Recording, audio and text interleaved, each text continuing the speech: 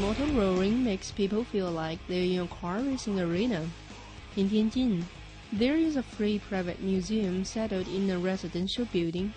This is a car model world of Yanguofa. A place makes any visitor dazzling and admiring.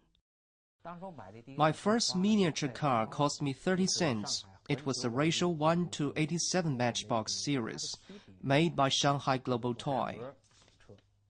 In 1985, 23-year-old Yang Guofa had a chance to see the British Matchbox series for the first time.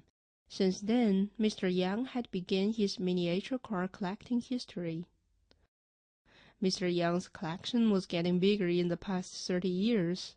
More than 3,000 miniature cars had been collected. He owned almost every European and American-making car models.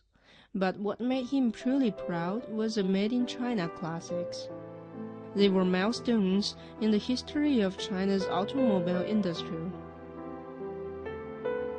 In 1958, Chairman Mao rode Dongfeng, which was the first sedan made in China. Same year, China made the first truck, Jiefeng.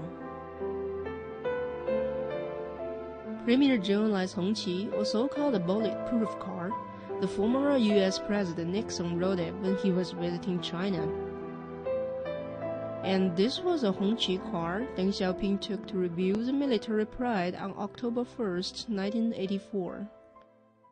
Through these showcases, people would understand better the history of automobile development. Each car recorded its own story like a playing gramophone. For example, everyone knew it was Carbon though invented the first auto. In fact, German engineer Gottlieb Daimler also developed his first car at the same year. In 1904, Daimler unveiled Phoenix as his car brand. Jelinek, who was also a car dealer, told Daimler he would buy large quantity if Daimler changed the new car's brand to Jelinek's daughter's name, Mercedes. Later, Daimler agreed and registered Mercedes as the official trademark. Data showed the total global sale of car model in 2012 was nearly $20 billion. The original Made in China Gold Edition Benz No. 1 miniature car now costs $8,400 to buy. But what Mr. Yang cherished the most is a set called the Best Three Wooden Cars.